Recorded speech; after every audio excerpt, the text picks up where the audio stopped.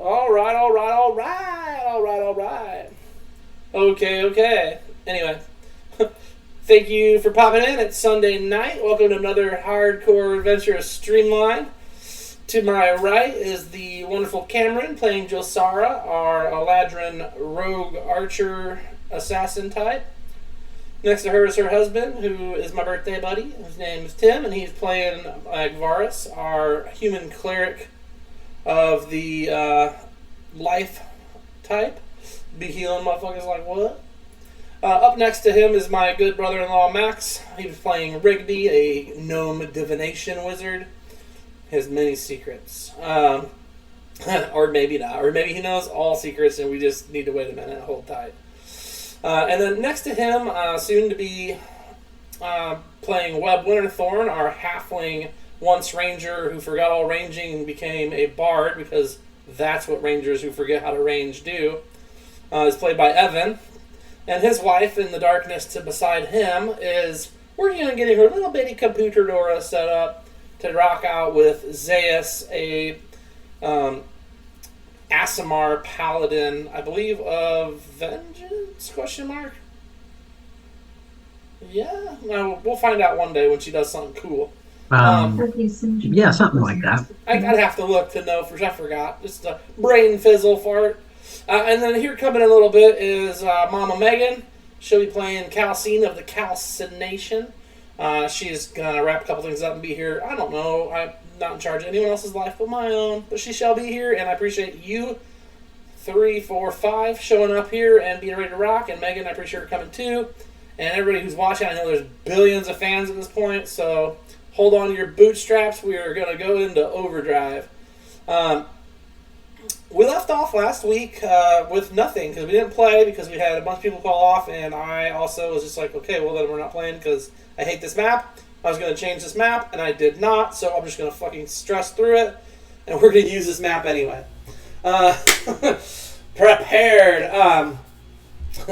But as far as hyperdrive goes, the party ended up splitting into 2 separate teams. We had Team A, who ran off with Webb Winterthorn at the beck and call of a messenger. That was Calcine and Zeus, who ran off with him to figure out what he was being messageified about. And then we have Team B, who was summoned through Rigby to go to meet with the owner of this house where the courtyard is, one Maris. I believe her name was. Let me double check my notes. Yeah, you can't see her in there. I think it was Farron. It's Farron. Yeah, I had a Maris another time. They're cousins.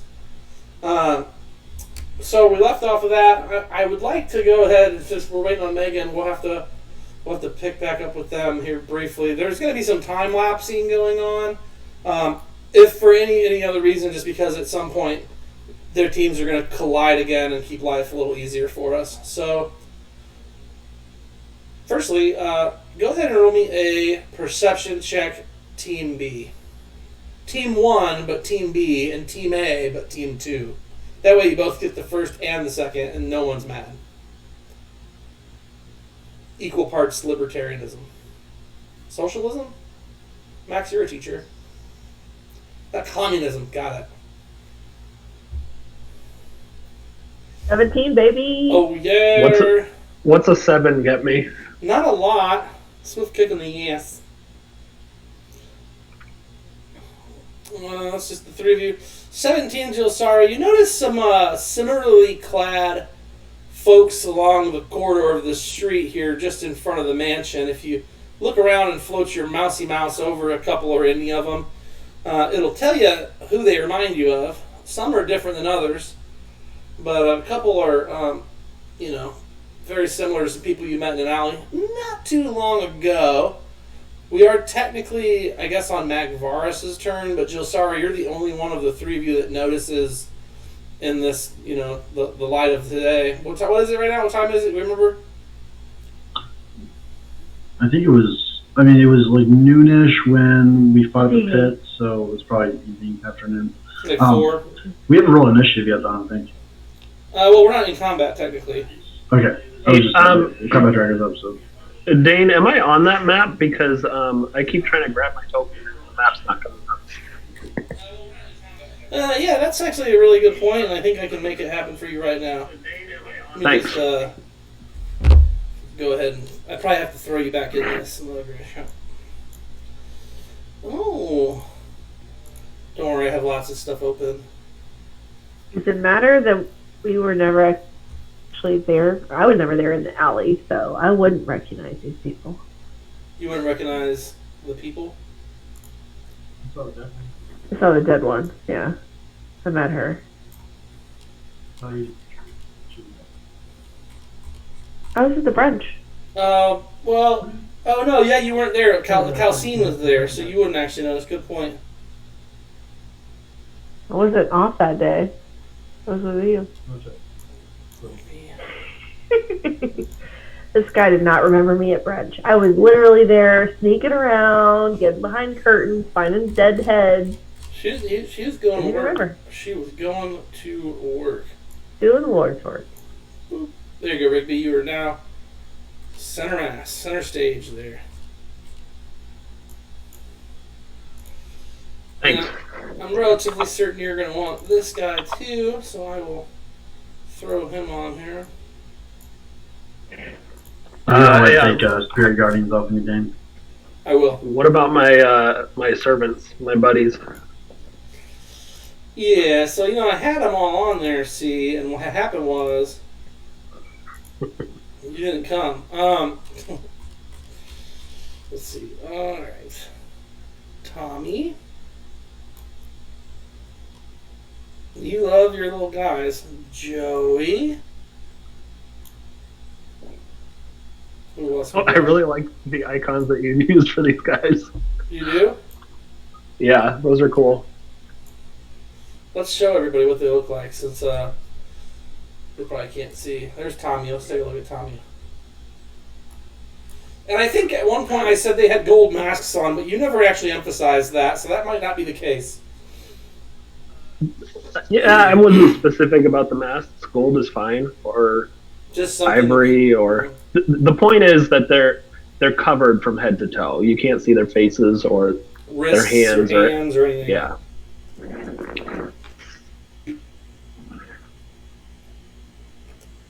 So none of you were actually with them when they got in battle fights the other day?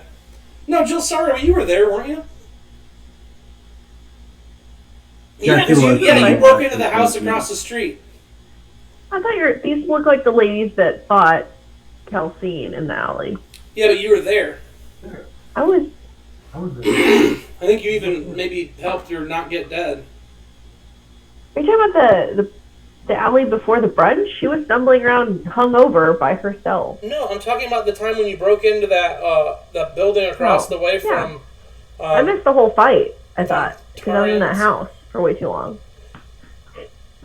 Yeah, but before that fight with before you guys went looking for the assassination person, the person who did the assassination, you guys were like accosted in the road on the way to go meet with Vontarian. Agree to agree. Good. I'm glad we're on the same page. So you would recognize a couple of them having similar like dress and mannerisms, and they even look similar. I mean, like just how their hair's kept, how their clothes lay on them, and they're not super trying to hide the fact that they're there. They're not like, oh, we don't want to let them know we're around. Like they're pretty much fine with it. Zayas would hand them a hairbrush. Got it. Okay. That sounds good. I like that. What are you guys up to? I know are you just gonna go straight up to the manor and try to go in, or are you guys gonna see what's going on out here, or what's your plan? I mean, I'm here to because of the invitation. So yeah, I'm not really interested in these other people. Yeah, I'm just here to watch Rigby's back. So Same. Fall. Okay. Not interested in other people, so you're going to go up to the door. And I think if I put you somewhere in Magvarus, I'm going to say that's the door. What's Dee Dee, Johnny, Joey, and Tommy doing? Just like flanking me. Maybe not like right next to me, but like 1 or 2 squares away. Yeah. Kind of like that. Yeah. And you can have You can have my raven just like circling up above. Okay. I can deal with that. Hey, Audra. You made it. Hi. Yeah, it's a miracle. It's a miracle. But you're here. Oh. And that's what we care about. Thanks. I wound up having to switch computers. The other one never did work. So. Oh, no. Evan broke it. Yeah, we blame Abby.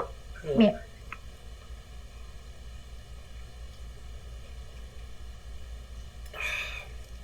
The door opens to your touch if you go up to it, Magvaris. Assuming you do. Yeah, freaking tells me that's where we're going.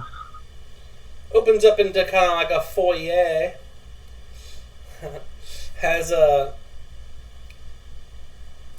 wood floors. It has, let me see, some regular old goods in there, and then there's, I believe, a door. So that's what I'm saying. It's hard for me to see where the doors are, but I think that's a door right there. The top left there with like the 3 little things on it. 4. Yeah, I see it. This is a nice map. What are you talking about? This right there, is that what you saw? Yeah. Okay. It is. I mean, it's super nice, and I have the program. I can actually make these. I got this off somebody off Facebook, but it was free. You just made a bunch of stuff. So I mean, I stole it. That's what we do around town.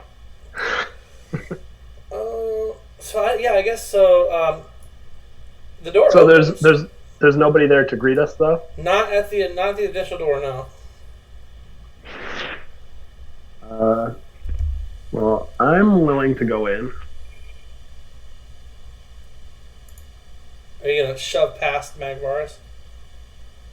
Well, I'm gonna kind of, walk towards the door and be like, "So, are we going in?" Or I'm not gonna be rude, but if he's standing in the way, I might say something. Silence. Yeah, because I'm gonna be looking at you like just kind of questions like it doesn't look like anybody's here. What do we do? Yeah. Like So I can't remember how this worked. Like, did you got invited by someone? Like maybe we just like, yell and ask you like, "Hey, is anybody here? We're here for so and so." I can't remember who it was. I say we go in and see what happens. Okay. Let's throw some movements at me then, I guess. All right. Not a square. Cameron's like, how about these 4 squares? Well, I wasn't looking. What had happened was... And do I have control of my servants? I think because of all the errors I was getting, I had to get rid of your cohorts tab. Oh, okay. Unfortunately, let me see if this works. I feel like DD is for sure coming with us. Cause They're all coming in with us. Did I just throw you a character sheet? Did you get one, Max? Oh, hold on. Where do I see that? It would have been on top of the world. It just like, showed up. I don't there see it. she is. Okay. No, nothing. Nothing happens when you enter. Seems like a nice place. It's moderately lit. There's a scent of cinnamon hangs in the air. Hello, Calcine, also known as Megan. Wait, is that Pixie still with me? No, actually, she flew off at a certain point last game, I think, because you weren't here. Okay. Or something. I can't remember. She's around, but she did fly off. I remember that. I can't remember why. There was a reason. So there's an inner door? Yes, there's a door right in front of you. Okay.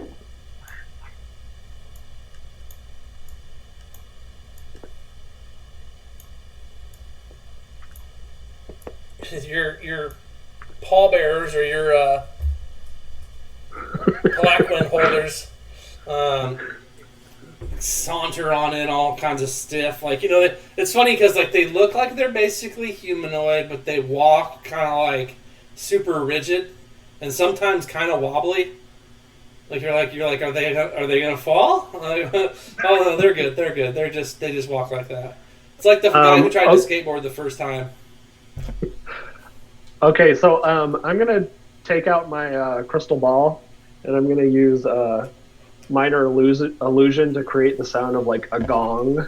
Bong. Bong, to try to get somebody's attention. Okay. Cool. So you make this noise out of nothing, which is great. I like that. And no one shows up, but the door in front of you opens and swings in. Our dog just threw up everywhere, so BRB. What'd she say? Our dog just threw up everywhere, so we'll be right back. Was it Shit Rocket? It wasn't. It was Finley. He threw up Poor Finley. big time. No one blames you, Finley. You're a good dog. Just don't be like BRB. Shit Rocket. So for those of you watching that care about my life outside of Dungeons and Dragons, I attempted to watch both of their dogs one weekend, and it did not go well because their puppy at the time decided it was a good idea to not only shit all over my house, but it like was running while shitting the entire time. So that's why I call her dog Shit Rocket, and she's not necessarily grumpy about it, but like not ideal. But yeah, so the door swings open. I will get back to D&D. I know that's why we're all here. Much more cares about the D&D. I get it. Let's see if I can figure out how this map's supposed to be. Oh yeah, it's right there. Boop. The door swings open into a hallway with another door. Okay.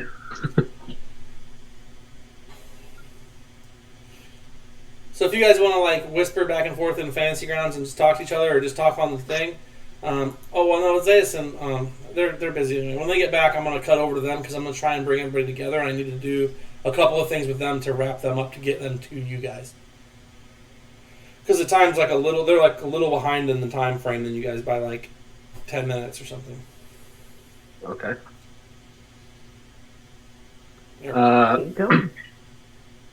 Personally, Magvarus is offended by the lack of decorum here. We were invited to this place, and apparently have magic doors that open at a gong sound, but he can't be bothered to greet us. Yeah. I am going to. I'm going to ask Joey to go to the next door and knock. Love it.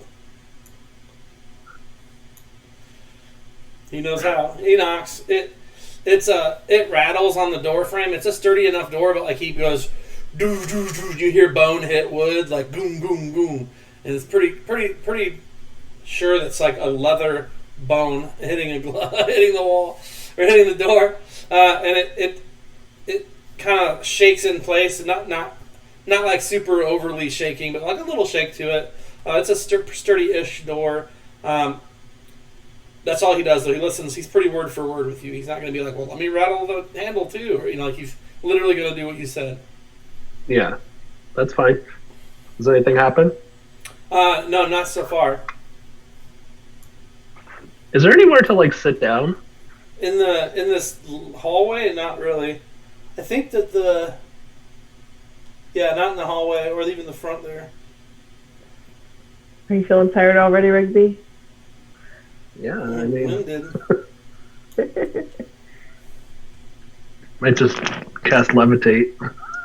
On himself to hang out, like... Oh, yeah. Let's go. Let's push through this doorway. I'm curious. There's too much black here. I have a question. Is there a keyhole on that door? No. It's just a door that looks like it pulls towards you to open. Is there a gap between the door and the floor? Small, but yes. Like an inch?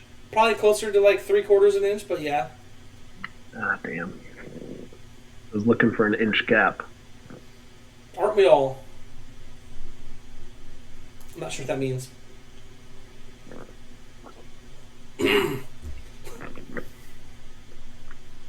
Were you gonna like sneak in there as a spider or something? No, I was gonna send in my arcane eye. Ooh, can you squeeze it? Like give it a little push?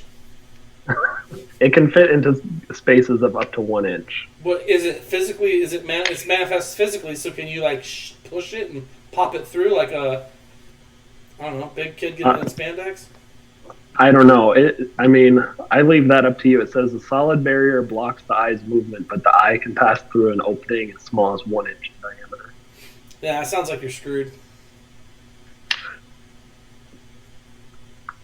Personally, I think we should just leave because clearly the person that invited us here isn't here, and also are assholes. So. The smell of fresh cooked chicken permeates out from beneath the doorway, accosting your nostrils with the delicate sense of herbs and spices. So far as says, we'll keep pushing. I like chicken. You know how many herbs and spices, too. How mad I just had a fight. I'm hungry. How mad would you guys be if the Colonel showed up and started wrecking havoc? Fuck with my chickens? He's got a different outfit on Rigby. He's kind of there. That beard. Do you want Joey to open the door yet? Oh, yeah. Try the door, Joey. It's unlocked. He didn't ask me if it's unlocked. He said, is there a... Yeah. It opens up into a large seating area. It has multiple tables set with placemats set. There's nobody in here. The food has not been served yet. There is a fireplace going with a stew pot on. And then there's a wall on the far wall from you, what looks like another doorway. So Sarah's ready for a beer. She goes straight to the tap.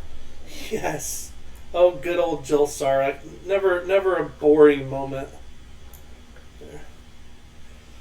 This is a long and windy house. It's time for a beer.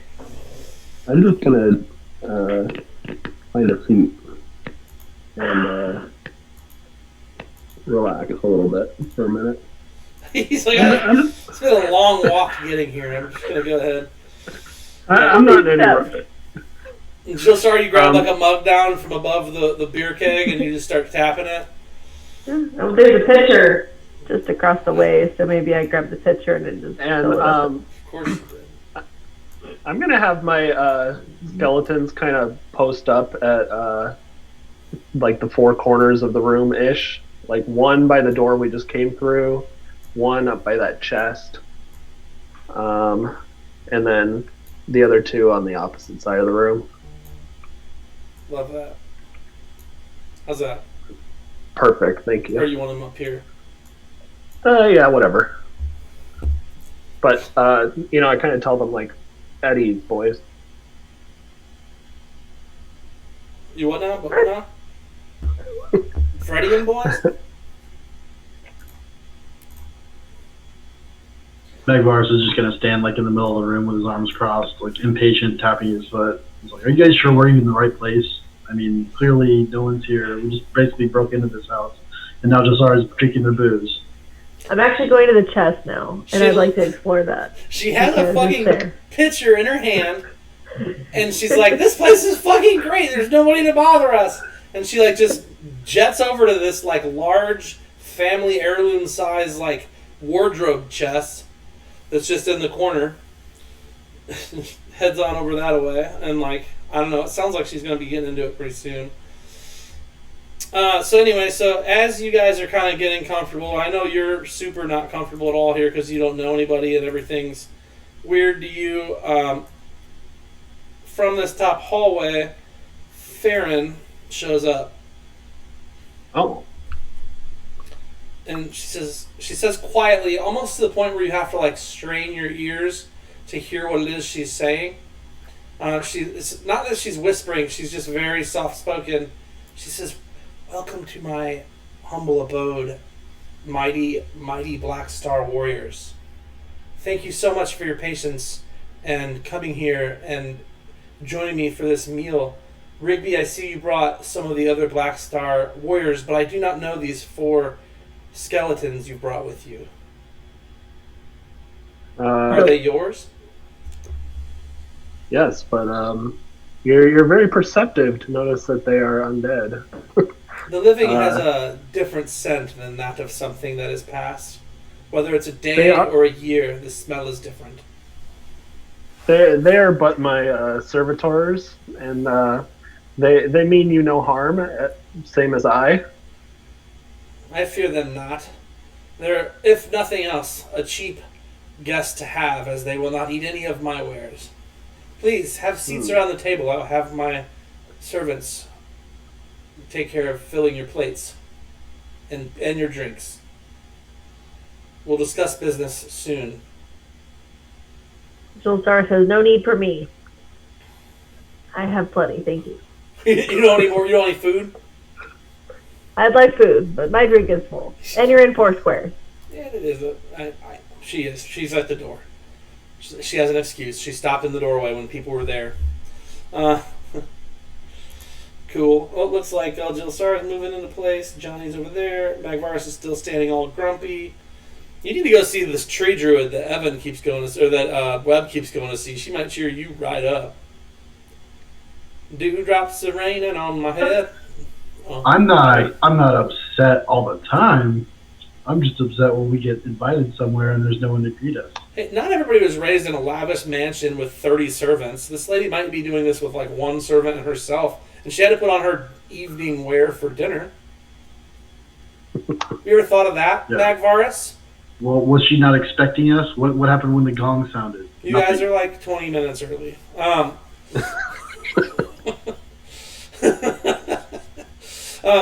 when the gong sounded, she started coming from the back of the manor to the front. No, that's all right. I like to bust your chops. That's why I basically come in every day. A little bit of time goes down. She's obviously going to move. She'll come over to the end of the table here in 1 square. Thank you, Cameron. When Megan's not paying attention, I'm going to need you to keep me honest. And then as soon as Evan and Audra manage to get back in here, Megan, I'll bring you into the fold and we'll do a little cutscene for you guys and then move on. I honestly need them here now, but here we are, and they're gone, so there's nothing I can really do about it. I was sitting down eating, and then his camera turned off. It looked like he was back, but I don't know. Yeah, I'm not sure either. I don't think they left Fantasy Grounds. I think they just, maybe they had a serious dog cleanup incident going on. They just didn't want to be on camera. I don't know. I just work here. But yeah, so she doesn't actually do anything, but the heavy like kettle over, or the heavy like pot over on the fire in the fire pit gets lifted up and starts to float across the room as if carried by an unseen hand. It comes over the table, and then the ladle comes out, and it starts to like ladle out this like goulash like soup. Like kind of a thicker, hearty soup. It looks like it has a good. I mean, I could go into the recipe, but none of you asked, so I'll leave it at that. It's a thick and hearty soup, base with chicken base and deliciousness, and it smells great. And it is being delivered to your bowls by an unseen hand. As long as you take some. Magvarus, are you going to take a seat, or are you going to stand there with a thumb in your butt? Like, well, I don't know. No, my arms are crossed. I said that. I know. My foot tapping. My elbow. Rigby says, Magvarus, join us. The food is delicious. Delicioso. Alright, so since Rigby told me to, Aww. I'm going to go ahead and grumpily walk over and sit down next to him. I like Take it. cold bites of the soup. Oh, yeah? You going to eat some soup? Oh, I love it. All right, perfect. So now that you're all sitting down, and Jelsar, are you going to have some soup as well? I think you said yes. I already started with soup. Yeah, I'm like face deep in the soup right now. I'm hungry. Cool. It is fucking really good. It's pretty good for, not knowing who the hell just gave you food. She did a good job. After you guys get a good half to 3/4 of the way through your fully laden bowls of stew or soup, or which one? I think it's soup is the thicker of the two, right? Stew is not. Stew has like broth. Other way around. Okay, so it's the thicker of the two. Thick. Yeah. So she's got some chicken stew up in this mother, and you finish about halfway, 3/4 through. She says, "So, Rigby, I heard about you through a dream. And you tell me if this is true. And you're not the only one that I saw, but you're the only one I could really truly make out in my dream. In my dream, you were in the Shivery? Have you been to the Shivery of late?" Not recently. The last time I was there was to meet the Shiverer. What's she called? Suet or Swayette. Oh yeah, Swayette. The last time was to meet Swayette and to get a reading from her, but it was a most unusual incident. She contacted another plane and she was struck dead suddenly after telling us that our fates were very important for this world. I can't remember exactly what she said. Yeah, I can actually. I do have that. Now, are you telling her verbatim what it was, or are you just? No, I'm speaking in general terms. She said, "Okay, well, just so you know, the main thing she said right before she cracked over and died, with I think her eyes got like burnt out from the inside or something. I bet Mike knows. The Dark One comes." 6 shall have a chance to stop him, or all will die.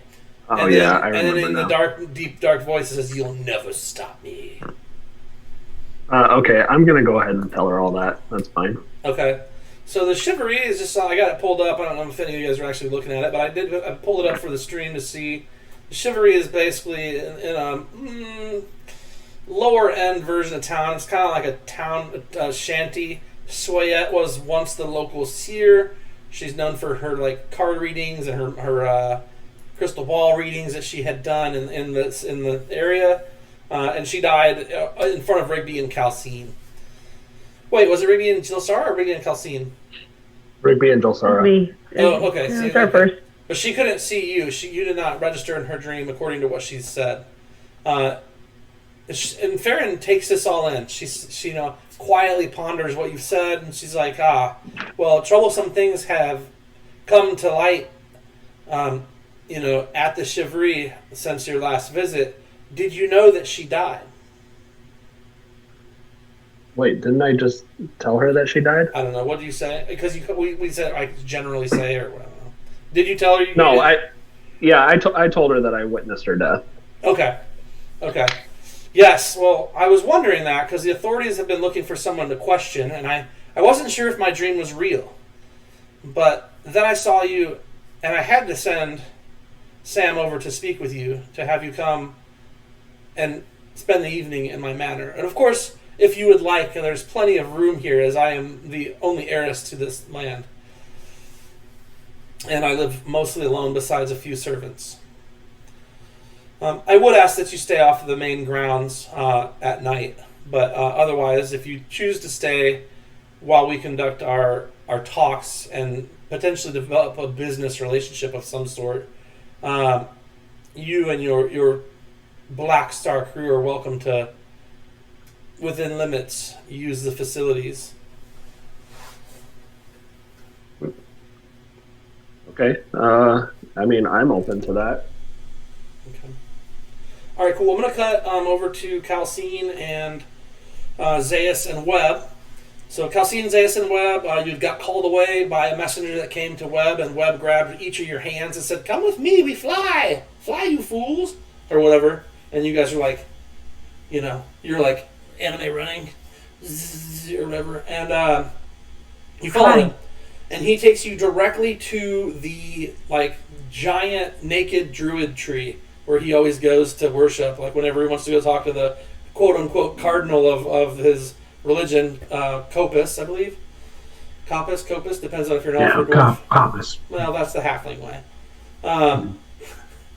But anyway, so you take him directly there, and you go your normal route up the 5 or 6 stories of the inner workings of this tree temple, and she's there. This time, the first time you've seen her not be naked, Every other time you've come here by yourself, Webb, she's been like sitting in the sunlight in like a position to make prayer or whatever and worship. But this time you come in, she's got not quite sheer gown on. She's got a light emerald and silver diadem?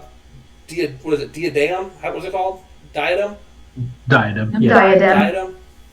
On her head, and she looks awesome, and she's very serene. But when you come in, her eyes get a little wide, and she doesn't seem surprised, as she definitely summoned you.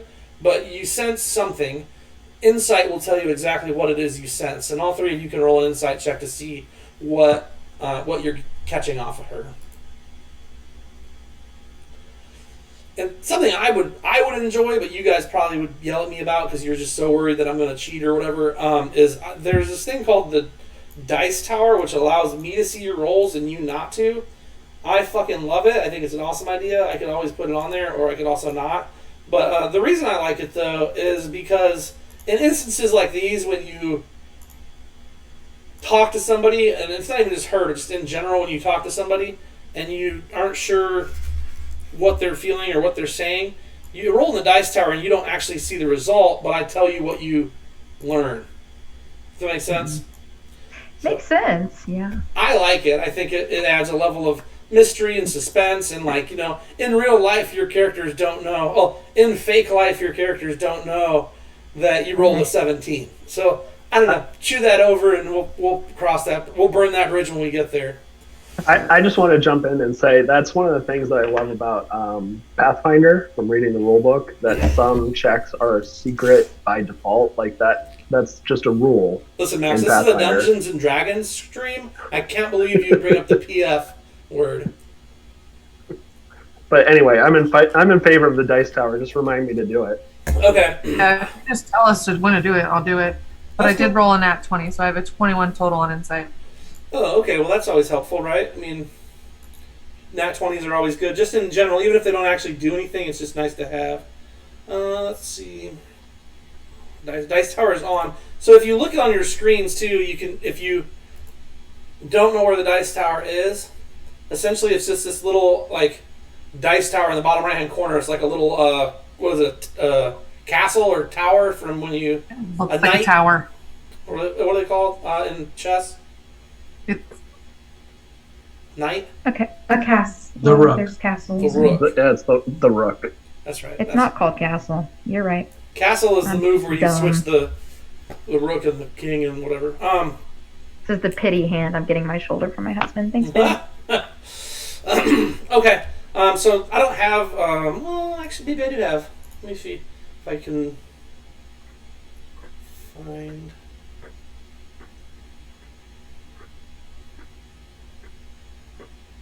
Two seconds. I thought I had a really sweet picture. It's not gonna matter. So you approach her. She's got there's pillows and stuff, like it's super hippie haven, right? There's pillows and like beaded curtains and shit up here, like inside this tree. So it's definitely different. But she invites you to come sit. Come please sit. Let's discuss. And as you guys settle in and get comfortable, she looks directly at Webb and she says, "Webb, I looked more into what we discussed, and I'm afraid I have bad news. I received a message through an animal companion of mine who I had sent to investigate, and they said that the entirety of the Prowling Jungle is on fire from 3 sides, and that there is an approaching horde of creatures from the 4th side. It looks like the inhabitants of that area of the land may very well be in grave danger, if they are not already dead. I was not able to reach your mother. I was not able to reach your sister. And there seems to be a black smoke or smearness over the land where searing has not done me the normal justice. My God is not able to penetrate this evil that pollutes the land. If one of the 4 sides were even to open, whether the fires were quenched or the beasts were killed or whatever, potentially then I could see more of what's going on, and we could, make sure this comes to light in a way that is best for all mankind. But as it sits, I fear the worst for your kin. And for the prowling jungle and all the old aged trees that sit.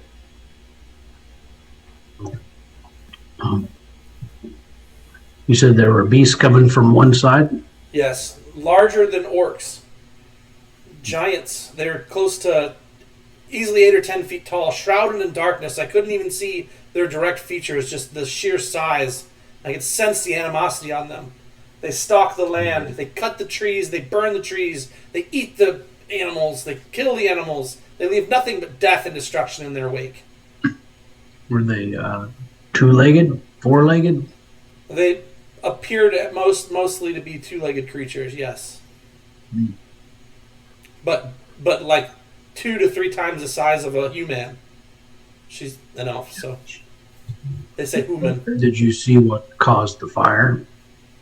We can't stop. We didn't start the fire. How's it going? Sorry, I'm a big nerd. Super close. Huh? I'm never gonna get it You right, were Megan. super close. You are 100% right. Super close, and at least I had 1 word out of 7 correct. Which is, if you know me, which half of you don't and half of you do, or all of you do, and Mike in the chat does, I've never got a song right when I've sang the lyrics to it. I never will. I never plan to change. So just, we can't stop the fire is what it is today. So she still thinks it was some sort of large lizard. However, she doesn't think it is airborne. She still gets the image of red in her mind when she sees it. She can't tell if it's bloodlust, fire, a dragon, or what, but something that has red on its mind, whether it's because of its own skin tones or scales or whatever. It does seem to have some sort of scales, but somehow or another it's igniting the forest, and they're basically pushing everybody towards this horde of these thrice the size of man creatures. I mean, hundreds of them, more than like a couple fireballs and a good luck spell from the halfling bountiful luck. Sure. Cheater. Did you see the village at all? The smoke clouded it. What I could see was on fire. I heard screaming, death everywhere. I sensed just great evil rising. And how long ago was this? This morning, right before I sent the message.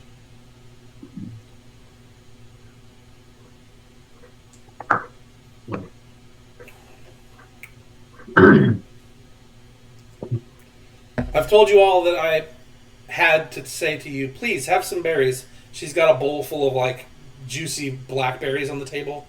Have some berries. They're definitely good berries, so if you're hungry, feel free to have one. Yeah, I'm gonna eat one, obviously. So it takes a handful of 12, feels real fat. Those good berries fill you up with just one. They are good. Berries too. Well, do you still have your messenger over the prowling jungle, or? No, she's returned here, and in swoops like a kind of larger than normal sized dove. It's pretty white, has some gray splotches though. Starts cooing and just kind of like nibbling on her earlobe, sitting on her shoulder. Then it shits and it runs down the back of her dress. It's a bird, so shit happens. That's why she's naked most of the time. Yeah, it's easier to clean off skin than have to do the laundry all the time. Yeah, makes sense. I learned that in scout camp. Well, Just kidding. I mean, I've seen all manner of beasts in the prowling jungle, but I have no idea what this is. I've never seen a non-flying lizard that could, cause this much damage, fire to the prowling jungle.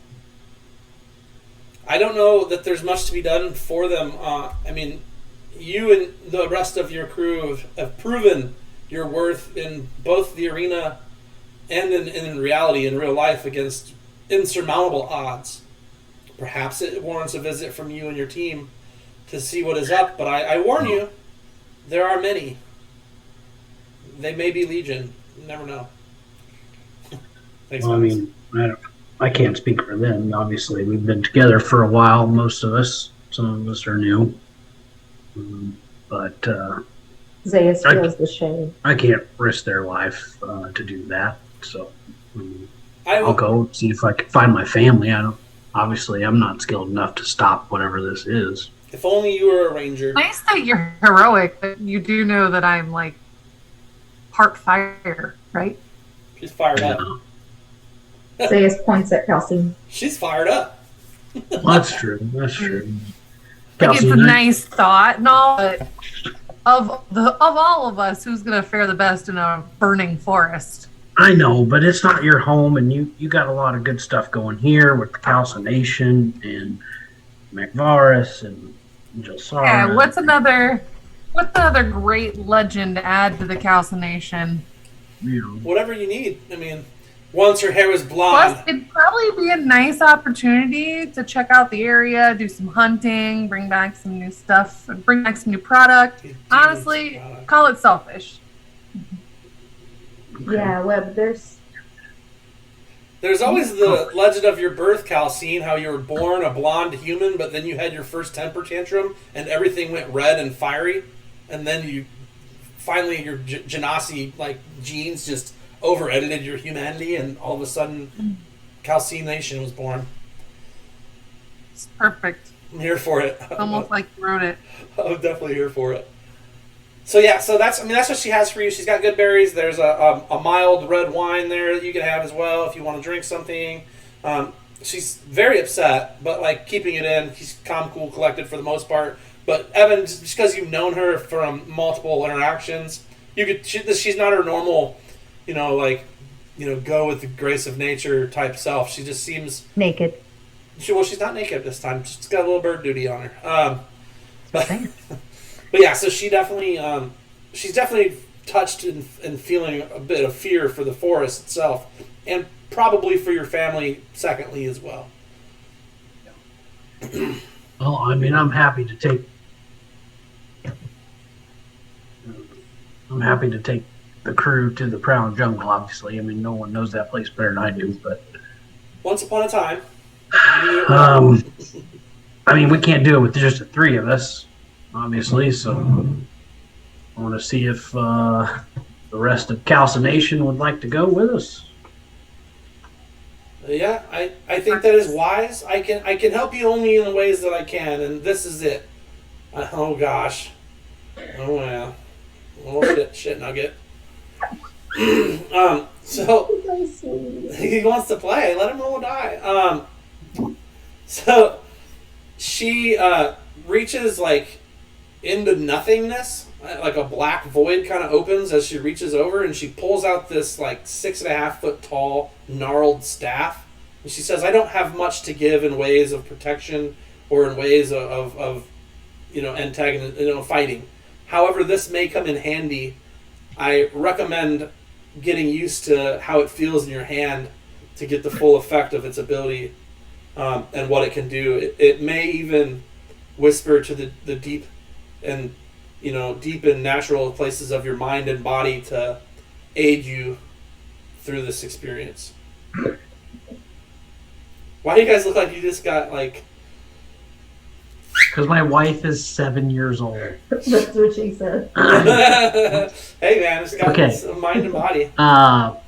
So she has something in her hand now. That It's she's a giving to me? 6.5-ish foot long, quarter staff essentially. That's kind of gnarled. It definitely looks like a wizard's staff of some sort, or like a druid's staff would probably be more Okay. akin to what it really is. Oh, well, thank you, Cardinal. I appreciate that. We'll put this to good use. Please, after as many times as we've met, you can call me Dolores. Well, Dolores, I really appreciate that. I'm gonna go downstairs to the main temple and take some time to pray. Okay, And, Zayas, just see if I can hear from Coppice on this. Obviously, I got the help of my friends here in Black Star, but I think we might need more than that. Okay. Praying to the deity Coppice. Yeah. Calcine, Zayas, I'll be down on the bottom floor. If you guys want to go find MacVarus and the crew and see if they're willing to come with us. Or are you going to wait? It's kind of your guys' call. What do you both want to do? Zayas Calcine?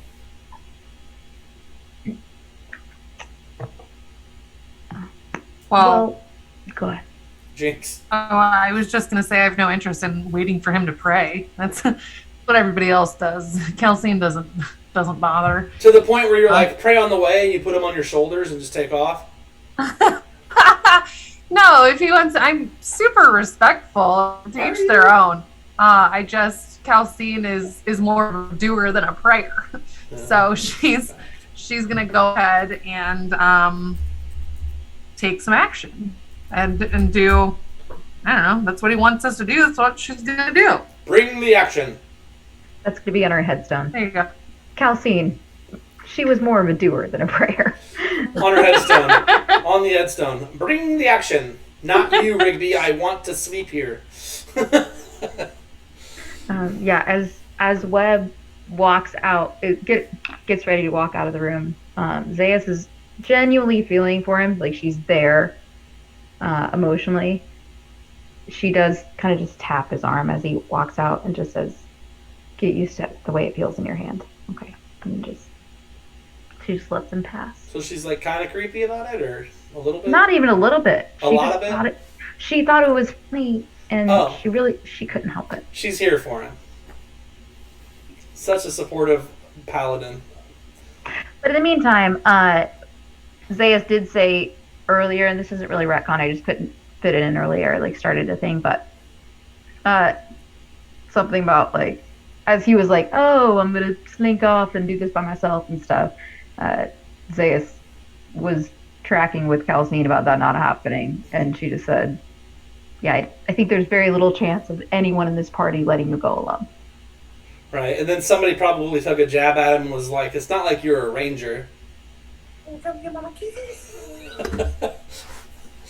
Too soon. Buddy. Hey, thanks, Steven. Baby drop. Like, don't drop him, but look, there he was. Baby drop. Baby drop. All right, cool. So two of you are heading towards where you last known location for the other ones. The bird that she had took a dump on her back, on Dolores' back, flits out just ahead of the two of you as you walk the streets, heading in a specific direction. Not a Pacific direction, a specific one. It could be both. Coast to coast. All right, cool. So you guys are en route. You're praying back to the manor. You've finished your meals at this point, and Farron has pulled up a chair directly next to Jill Sara. And go ahead. Yes, she did. Yes, she did. Give me a perception. No, give me insight check, Jill Sara. How about we go back to perception? Yeah, I mean, you can see her. She's right there. Put it in the tower. But what do you sense from her? Oh, yeah, How roll it about- in the so I tower. Throw it in the tower? Okay. Why not? It'll be worth it. I promise. I did it. I did it. Oh. Nothing. You sense nothing important. You cheated. We know. That's awesome. You're like, yeah, I know. We are here. In this And then I manner. roll a perception check and I see it all. You did? Okay, roll one. Let's see how much you see. I'm gonna put it in the tower. Don't you lie to me. No liar pants. I don't need to lie. You guys all die on your own. Holy crap. Never roll in the tower again. Don't do it. The last two rolls were the best rolls of your life. I swear it by no one. Oh my They're God. the best rolls of my life? I want to, show you guys this now. That's how bad it was. It's like, you got him out of the way. I think you got him out of the way. I think we are money in the bank now. I'm rolling for real now. I just want to see if you're cursing me. Alright, there we You're go. That one doing doesn't better. Your history's not your count, strongest that's fine. study. You left that class to go smoke reefer. But, reefer madness. So you're sitting there. You guys are finishing your bowls. Farron's waiting patiently. And she says, "So, you saw her die to Rigby. Yes. What killed her, if not you?" It must have been the entity that she contacted. You see, I must admit, I have something that belonged to, what was her name? Swayette. I have something that belonged to Swayette. I believe it was the cause of her downfall, and I have not used it because, to be honest, I fear it. And so I bring out my deception check. Huh? You bring out your deception check because you did use it once. Oh yeah, I did use it one time. Yeah, that's fine. I'll lie about it. Or, I mean, you can do an intelligence check and do badly and just not remember, and that's an acceptable answer as well. But I feel like you would remember the eye trying to swallow your forehead. Oh, yeah, I used it that one time in the tower, didn't I? Uh-huh. Okay, so never mind. I say I used it one time, and it took me to the brink of madness. And so I have not used it again. And I take out my, what's it called? The Eye of the Plains? Mm-hmm. Yeah. Yeah, and I sort of just like show it to her. Okay. I think with that, you can all three roll an insight check. Do you give it to her or put it on the table? No, I just kind of tilt it towards her. Well, hold it out. Okay. Display it to her. Just check in. You want an insight check now? Insights. Yep. I really do like the tower. It's just hard for me to hold in my excitement when people roll 2 1s in a row.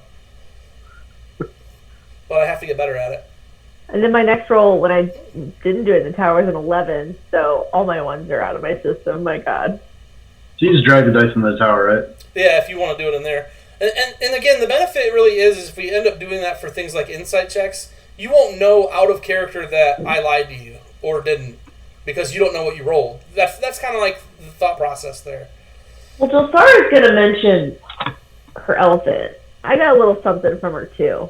What you just described, Dane, is the reason why I'm staunchly against it. Didn't you just say out loud that we won't know out of game whether you lied to us or not? I misspoke in the sense that I said I lied to you. What I meant was like a person in the game that I have. The character. Did you misspeak, or was it a Freudian slip? No, I don't even like parents. I'm one and I hate myself. You didn't like parents? It's a Freud thing. You should have got past chapter 4 in the psychology book, but I'm just kidding. But no. So it's yes. You guys. You hold it out in front of her. She is obviously wants it.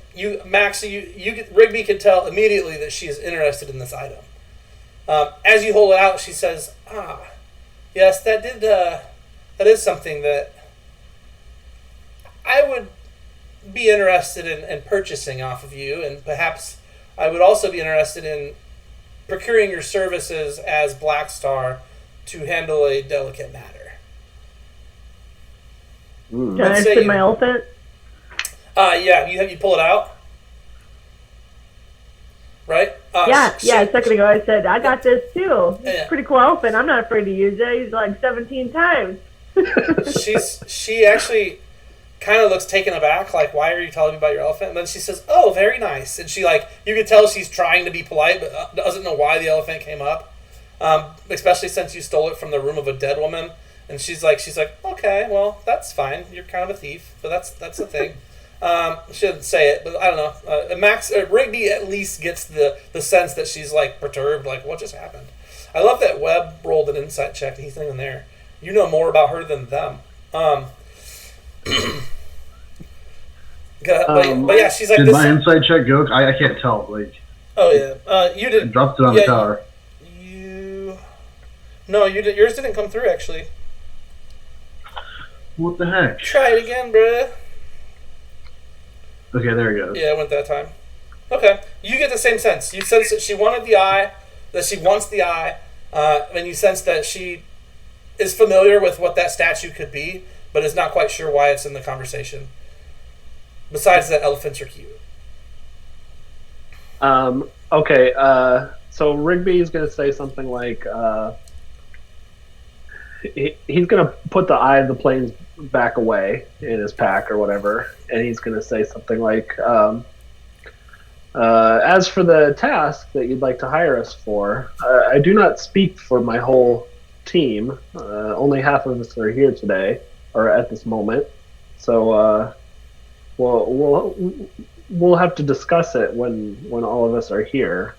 but perhaps you could tell us a little bit about it now. I'd be happy to discuss the matter with you. Have you had enough food? Could I get you something else to drink? Is beer or ale fine for you? More beer. Please help yourself. Rigby will take a beer. Okay. Unseen servant brings a beer over to Rigby. Josara, she tells you to help yourself. Not rudely, just like, well, you've already kind of got a pitcher. Just please go ahead and continue filling it up. The keg is freshly tapped, as I knew you were hopefully coming tonight. I can send for your companions if they too would potentially stay in the manor, and then you could have your discussion and maybe perhaps let me know tomorrow evening. Should there be time? I don't know. What do you guys think? We don't really have any other jobs lined up right now. Well, I guess Webb is about to tell us about one. Sooner the better, only because time is somewhat of the essence here. I prefer to. The only other thing we had was we were going to help what's his face clean up the city a little bit. Vontarian? Yeah, but didn't he kind of like just slam the door on us when shit hit the fan? I mean, that was in the middle of a conversation. I mean, it was not the middle. It was the middle of an assassination attempt on his doorstep, and he did not want the cops involved. I think that was more of the. Right. Absolutely. It was the middle of an assassination attempt on an assassination attempt. Right. It was a completed and successful assassination of a failed assassination attempt. Sure. I think precisely. That tracks. So we're in the middle of the mystery of who wants to kill Calcine. Let's clean up the city. But otherwise, no other jobs. That's not an important one. Not really an important one. No one can kill calcination. Nothing to see here, folks. Move along. So Rigby is just going to reiterate, like, I do not speak for my team, but if they were all here, I'm sure that they would be open to, hearing your request. Perfect. Very cool. About 20 minutes goes by. You guys has gone by. You guys have managed to scarf down, loaves of bread, a little bit here and there, some stew. As we discovered, stew is the one that has all the meatiness to it or the thickness to it. And then also, you managed to get this conversation through. And then, as you're finishing this conversation and saying, "Yeah, I would just have to ask the rest of the team," 2 of the 3 missing members of the team follow this bird essentially to the doorstep of this place, and at which point when you're walking by it and the bird lands on the stoop of this place, the door swings open before Calcine and Zaius of its own accord. That's pretty wispy. Sorry, I've got a work emergency. What up? Say again? The bird that the druid had spoke to that shat down her back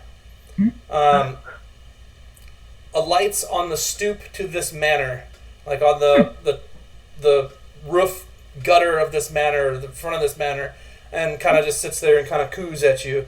And as it's cooing, the front door to said manor opens up of its own accord. Terrific. Yeah. That's awesome. Yeah, I mean, honestly, as a person, my first instinct would be, what up as well. He's my witness, probably. So look how disappointed he is to have to confirm that. It's true. So honestly, we might have been twinsies, and then, if so, Zaius would have gone and looked over, real pleased at Calcine. And then I'm like looking like I'm headed forward. I'm seeing if Calcine's with me. Move forward. Okay. Are you with me, Calcine? I'm ahead of you. So you I'm guys all gonna about tell doing. us about Pardon me while I push you aside. Zaius rolls her eyes but grins and heads and follows. Lady after my own stripes. Very cool. So I went ahead and placed you on the map down below there as well. And you see the same thing if you were or weren't here before. You see the same central layout that was shown to the rest of the team earlier. Nothing has changed. There's the initial kind of like giant fucking mud room. Yeah. Or foyer. And then there's a door to the top left You're corner. showing us. Oh, never mind. I found it. Yep. And on the way in, Calcine, go ahead and give me that perception check as well. I don't get one? You weren't there.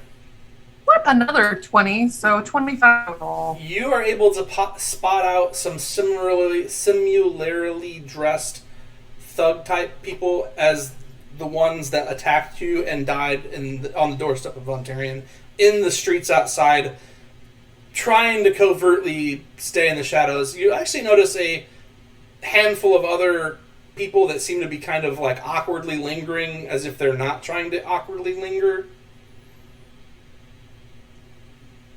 People are lingered in there? And then you guys like step in and you're like, but you realize that as you step in, you realize, I'm pretty sure that person has the same, I like the cut of your jib as the last person that took after me or whatever, you know? Well, and then I'm definitely going to turn around and be like, Bob? Is that you? Bob! Oh my goodness! Bob, hey! And I'm gonna wave in the direction of the assassins, and make Zeus a really is immediately big deal down, and she's waving too. She's like, oh, I haven't seen him in forever. She's like nudging. I want them to know that I can see them. My favorite idea here so far. Accomplishing. Sorry, go ahead. I said I just want them to know that I'm aware of them being there, and that's accomplishing. Okay. Just looking directly at them, drawing a bunch of attention to all of us in general. Couple of salutes, some finger once they get guns. spooked, we'll go. You know. Okay. I kind of act like I've had a long journey, and I make sure to adjust my sword, truly in a way that isn't threatening at all, but just so it accidentally is a glimpse of it. I'm like, oh, this thing, and I just. Yeah, but I'm still excited about Bob. For sure. I love Bob. I'm not sure who Bob is, but I'm glad you guys remember him. From college. Huh? Bob from college? He's in the dorm next to ours, so. Of course, makes sense. The Black Star College of Hard Knocks. No, just me and Calcine. We're friends from way back. Now, apparently. So I definitely envision these two badass warrior chicks, going through this, opening on its own door, kicking their muddied boots off on this fine carpet that's at the door, and rubbing their heels and stuff and getting whatever off, and looking back oh look, bad guys. Hey bad guys, we're just gonna go in here. I think our friends are in here. We're gonna grab some food. It smells really good. If you want to fuck around, find out. Let me know. It's hey, you do a couple salutes, a couple of finger guns, come get some. I've got it for you. And then I'm gonna jump to Webb for 45 seconds, and then we're going to go back to Tim and Cam and Rigby and the other two that just showed up. Webb, you are praying to Coppice. Never has the ethereal emptiness of the reality of another plane quite so weighed as heavily as it does on your brain today, as reaching Coppice feels strenuous at best.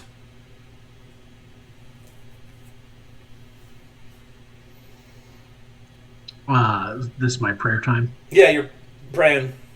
Face down, hands up. Coppice, it's me, I want a bike? Crown Jungle is in trouble right now, and I know how important it is to you. At least that's what Mom says. And yeah, I need to find her. I need to find Sis. And I'm going to need your help. My rangering skills aren't as sharp as they once were. And I got a lot of strong friends that are going to come with us, but we might need some help of the divine nature. And you're really the only divine entity I've ever talked to. So, I appreciate the assist. Thank you. You get no response. Normally you can feel kind of necessarily just a presence. He never is hey, Webb, how have you been? favorite ex-ranger around. You know, he's never just like all catty and having a good time. But you normally feel like the blessing of him, or like feel like just the fact that he is present and like your prayers are being heard, if not necessarily directly answered. That is completely lacking in this conversation or one-sided phone call. It's like you have a can on a string, but there's no other can. That's for everybody from the 80s. What that means basically is if you wanted to run a can and a can together with a string and like talk from room to room, you used to be able to do that once upon a time. Everybody from the 90s that has no idea how to fucking tie their shoes, don't worry about that. To be clear, that technology didn't stop existing. Oh no, it just stopped being used because they're from, it's like, they have a cell phone when they get diapers. Like, it's like, what do you got there? Like, see some Pampers? Yeah, let me bust out my iPhone 16. Let me show you how to Insta real quick. I'll snap and tweet too. Like, bro, you're 2.5. Like, what happened to you? Don't worry about it. Check this TikTok out. Social commentary on this episode has been stellar. Sorry, I'm on a rare one. I played Damn 6 hours of kids. Dungeons and Dragons earlier.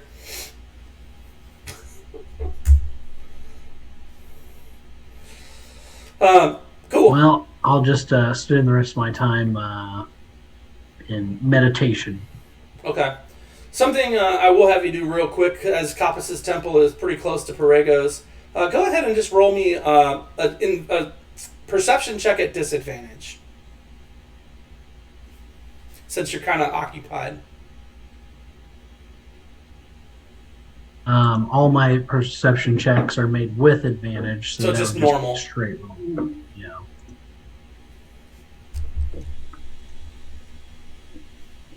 $23.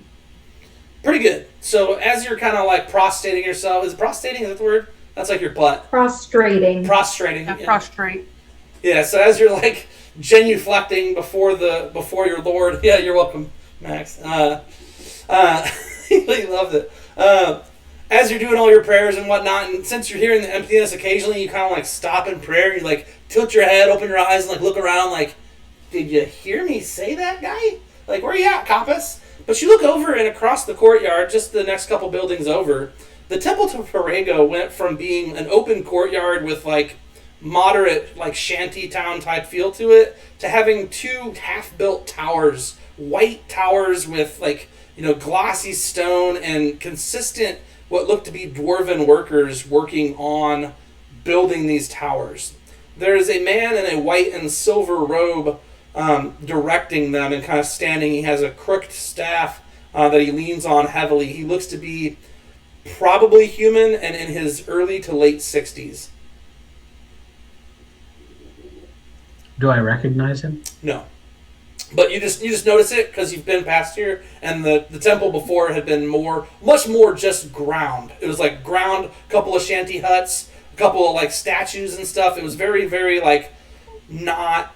It was not a Catholic church. Now it's turning into like this cathedral type monstrosity with like two big towers, and it looks like the foundations of a stone building that they'll both be attached to as well. Okay. Well, if I see this, I'll probably go chat with him. Okay. See what's up. I'm gonna come back to you because everybody else wants to play too, and you know we'll talk about it all day tomorrow at work. Just kidding. If only. No, if only. Don't give me that look, Audrey. He won't even talk to me. He left early. I was like, bro, you left an hour early. We could have had plenty of time. Oh wait, He told me, didn't I was leave like, early. I gotta get away from Dane. I don't know anything about leaving early. He never left early ever. Just kidding. All right, so back to the dinner. As the girls, the ladies, the warrior maidens pop through the front door, you're accosted with this scent of this wonderful chicken stew, nicely spiced and warmed over a nice hearth. I assume you just continue going in after you kick the mud off your boots and yell at the people outside. Zaius is visibly sniffing the air, like in a hopeful way. Oh But I yeah. think it's just awkward for somebody else to try to start a fight with us while I'm like sniffing the air, hopefully like for whatever they're cooking. You know, it just makes a strange social dynamic. So that's what she's doing. Sure. Please, I'm gonna go eat, but if you want to start a fight, step two. Yeah. I assume that the bandits or assassins or whomever they may be have split with the attention on them. Yeah, I mean, are you gonna look back out or are you gonna go in? Well, can Zayas do a quick perception check to see, like, what the weapon situation is like in here? Like, if they're loaded for bear or if everybody's kind of pretty chill? Right now, like, if this is where they let down their guard or not, you know? Right now, you're in the foyer. The door shuts behind you of its own accord. There aren't any weapons in this room, and you can't see the rest of your party. And you can't see outside from where you stand either. I'm sorry, I thought we were waving at the bandits right now. So you're entering this building, she notices them on the way in, and then you guys kind of like look back and you're like, hey, finger guns, and like, make it rain, guys, I see you over there. There's bandits behind us? Yeah, in the street. So if you look at they were in the street, they were following us. They actually were here before you came. They just look to be trying to mill about in as least awkward way as possible, but with your dastardly 25, it's really hard for them to do that without you being like, actually, that guy should be moving. There's no reason for him to stand there with all those weapons and that black mask, or or whatever. Yeah. Okay, then Zayas is all turned around. I'm not gonna lie. It's not unusual. You know Zayas. She's not a city girl. Let's see. Okay, so we're in the foyer, and okay. So, yeah. So the door that creepily opened was into this place that has not yet revealed itself as unfriendly. Correct. But the bandits back behind us on the street, we're noticing are creeping. They give you that creepy vibe. They're not necessarily unfriendly, but they're definitely giving you that creepy vibe. Okay, so the door already shut behind us. So our options are to go and try to reopen that door or continue forward into the manor? Yeah.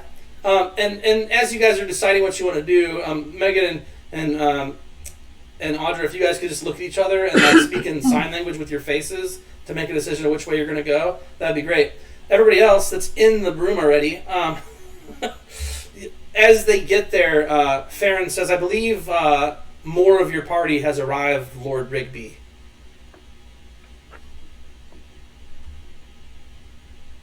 I carry no such title. Please, just Rigby is enough. Tradition pushes me to at least say Master Rigby, as for your talents have been heard about, not only with the trials of Blackstar, but it's whispered amongst the halls of some acquaintances of mine that you may, in fact, be attempting to join a specific tower? It's true that I have been honing my talents for many years, but I do not consider myself a master. I am but an apprentice of the magical arts in the grand scheme of things. A wise take on the matter, my lord. I'm sorry, Mr. Rigby. A wise take indeed. Takes many a year for anyone to really truly realize the untold potential of the mystical arts. Kelsey, I assume we're headed toward the thing, right? Yeah, you guys can give Inward. me some. You both would have heard the voices from the other side because she had a 25. I was going to say, Zayas' pretty... eyes have not stopped rolling. She made this face when she heard Master Rigby. She went, and then she's just okay. Opens her notebook. She's like flipping through, like, is he a master? Does he have kids? But literally, she first was like, is he a lord? He has 4 servants. That's a high amount. That I created. I mean, he did. Not everybody does that. Me. That's not necessarily common knowledge. I mean, people in the room may have overheard her tell you, like, they're definitely skeletons, bro, and I can tell. But, but yeah. So she says, I think some of your companions have arrived, and she looks over to Magvaris, says, Holy warrior Magvaris, I appreciate you coming here today. I apologize about the gruffness of the initial meeting here in my home.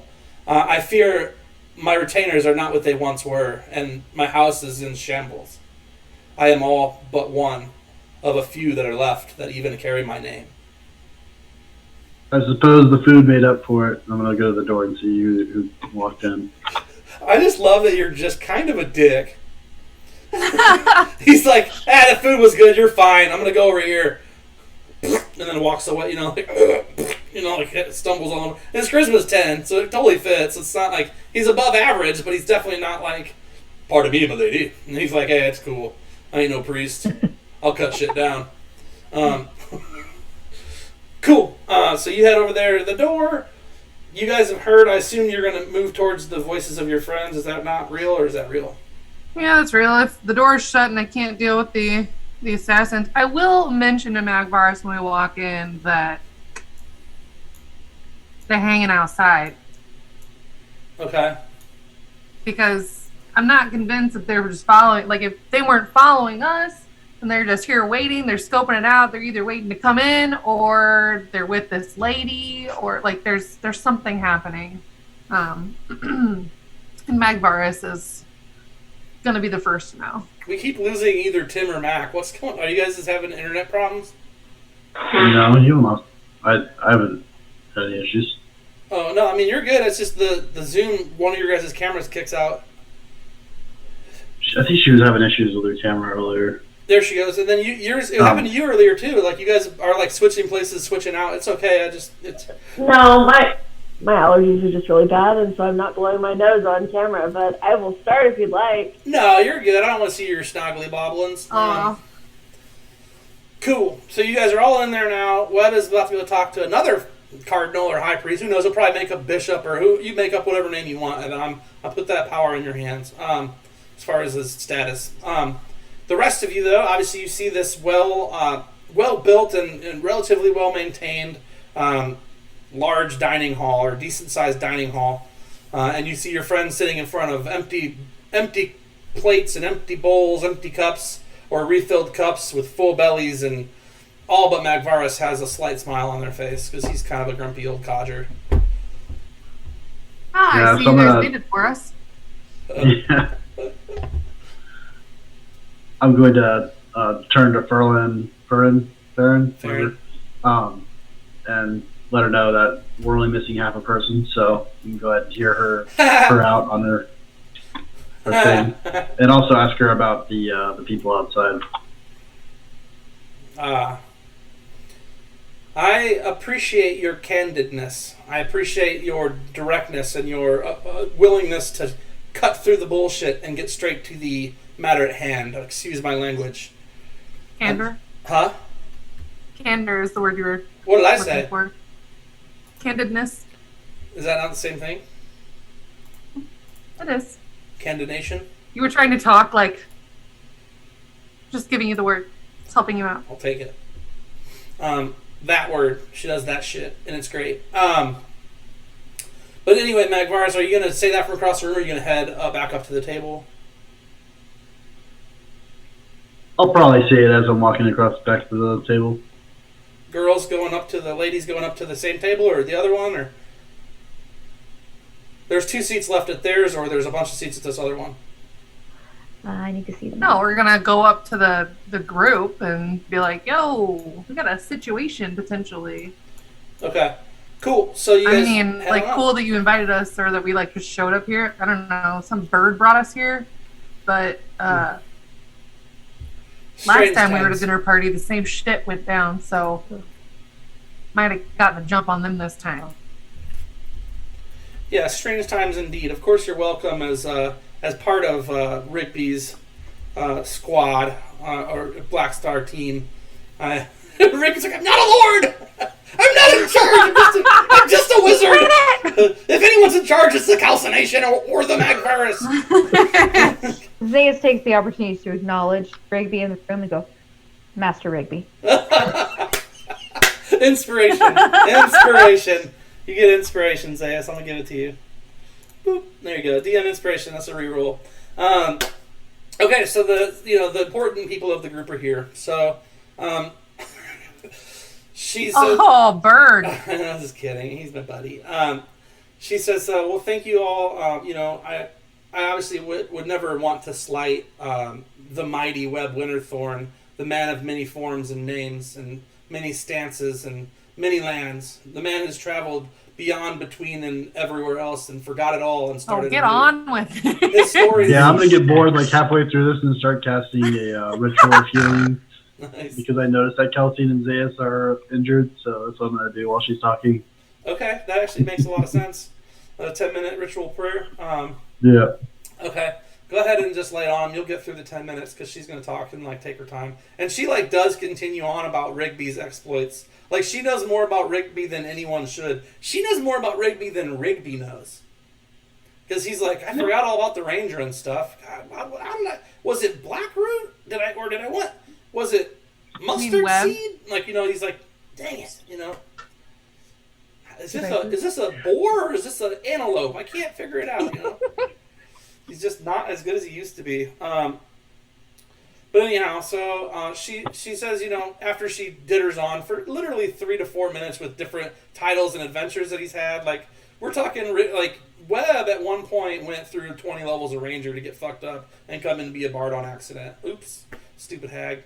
Not Farron's. You'd have had to been there. But she says, so what I'm requesting of you is a semi-delicate matter, and I would appreciate and can really only speak to this matter if I'm assured of your discretion. Can I take you at your words that this will not be shared outside of my hall? Huh? What I have to ask of you is a matter of great discretion. Can I take it at face value, or can I trust in the Black Star team as a whole, whether or not any of you is the actual leader, or if you're all just the equal parts employers? Can I trust that you will not speak of this matter to anyone outside of this particular group of people, including the well-known, renowned plane-walking Webb Winterthorn? Sarah's pretty tipsy at this point. It's been a long, arduous conversation, and she goes, Does she want us to talk? She doesn't want us to tell Webb? This is a secret. No one's supposed to fucking know. Hey, y'all. Please don't tell anybody else what I'm about to tell you. It would be really bad for my house if this was to go public, for it is a delicate matter. Can I trust in your honesty and in keeping this secret with me, as I am hesitant to let it air to the light of day? Fine. I'm purposefully keeping my mouth shut. I'm casting a spell, so I'm not even paying attention. I mean, it sounds like, I think, Rigby, you said yes. Everybody else was like, I ain't saying shit. I'm going to look this way. She already thinks Rigby's the leader, so that's probably going to be good enough for her. 100% cuts to the lady from In Living Color, and she's like, I'm not one to gossip, so you ain't hear this from me. But, thanks, Max. I appreciate you. But yeah, no, so Max, you're like, that's fine. Yeah, we'll obviously keep this in secret with you. So she says, fine, then I will get right to it, and I appreciate it. She looks at you like, I appreciate you and your team keeping this under wraps for me. For if it was to, reach the streets, I fear many bad things would happen and many lives could be lost. The people you noticed outside of my manor, Milady Zeus and warrior goddess Calcine, whatever we call it, I don't know. Calcination Nader. That'll do. However, she's trying to, she's buttering the bread a little bit. But she says, those I fear they may be here to stop you from helping me, or they could also be here to take my life, though as long as I'm here or with Sam, I fear not any mortal. Let's be clear, they've already tried to murder me today. Perhaps so they're here for you, or are they here for us? Or they just murder without? If they are who I think they are likely here for me, but are afraid to enter my domicile.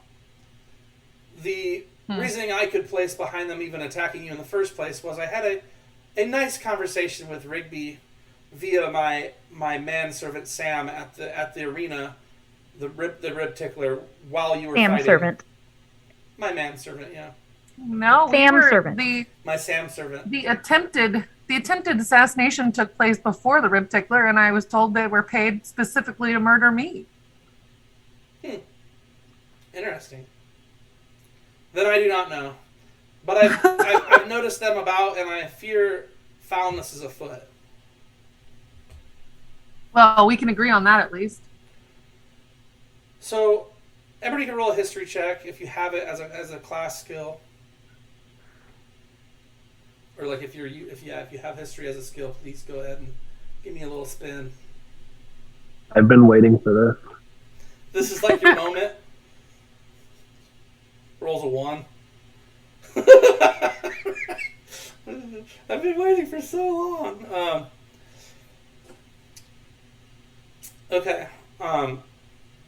She says, so many don't know this, as my family is an older family and we've had this estate for some time, but my name has a tint of royal blood in it. My surname is that of nobility.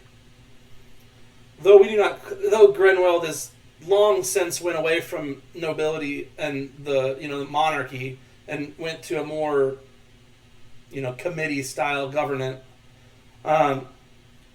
The place of the monarchy is still a good one to have in the sense of we're taken care of, and we don't have to worry about what we do on a day-to-day basis. We don't have to go and work in the steel mill, or we don't have to do anything like that. Like we have our wealth, we have our name, and some of those things do allow us to have a good life compared to many others.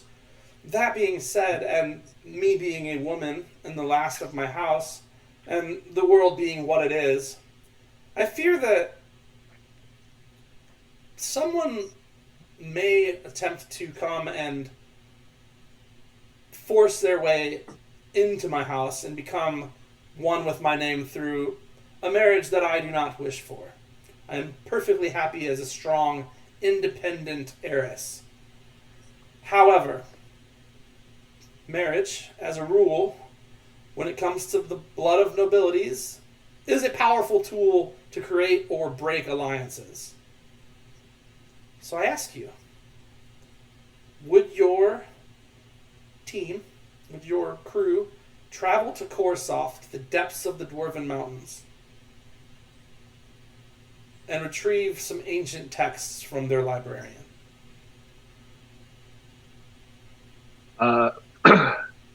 Anything that gets me to those ancient texts as quickly as possible is like right up my alley. So yeah, I will do that.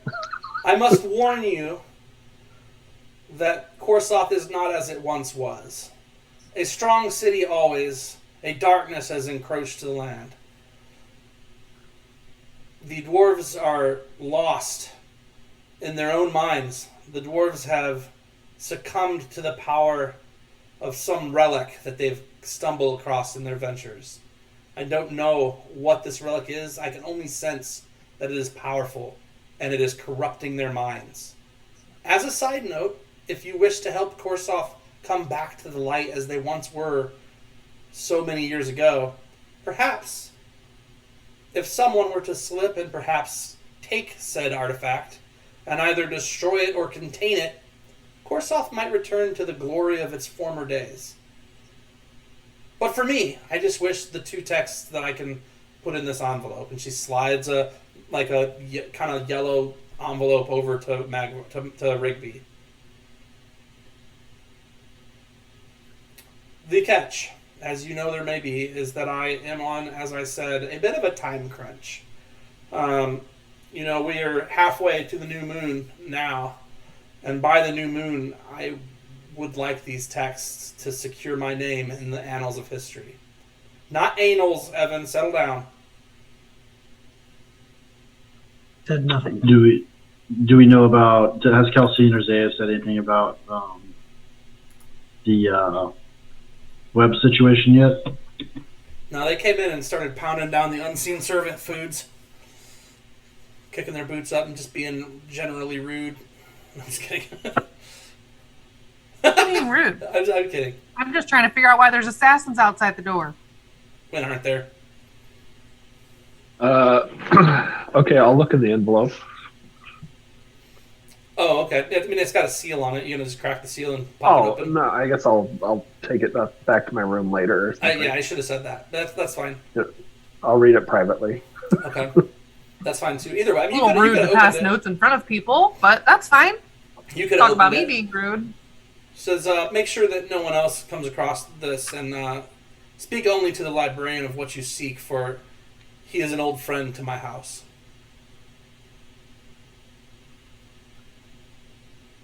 Okay.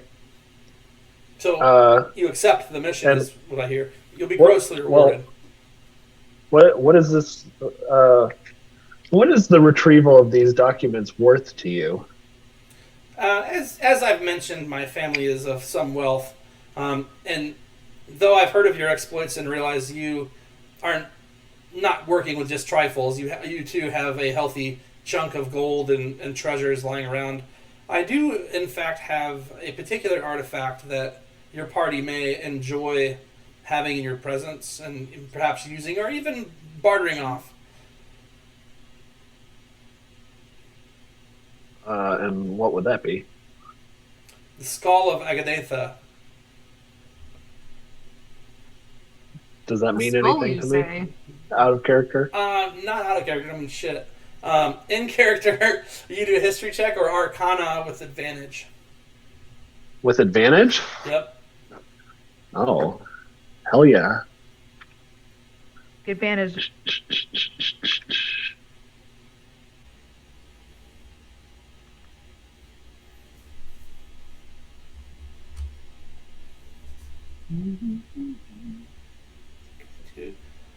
You've heard of some magical skulls. The skull of Agatha you don't know much about with a 22. Okay. Does anybody else have That's fine. arcana?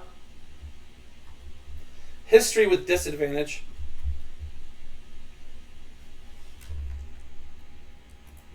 Webb isn't there, so we can ask him about it later. Why can't she just tell us? Well, I mean, if you ask her a little bit more about it, she's a little closed-lipped about it, but ultimately she says it. I'm just gonna look at her and go, "What's that?" Oh, I fear it's been longer than I thought. The skull in ancient times was used by mighty warriors who did not wish to fear the hand of a wizard's power. For it cast a shadow of anti-magic 10 foot in every direction from the one who holds it, canceling out all magic effects in the area. That's pretty cool. It's worth a king's ransom.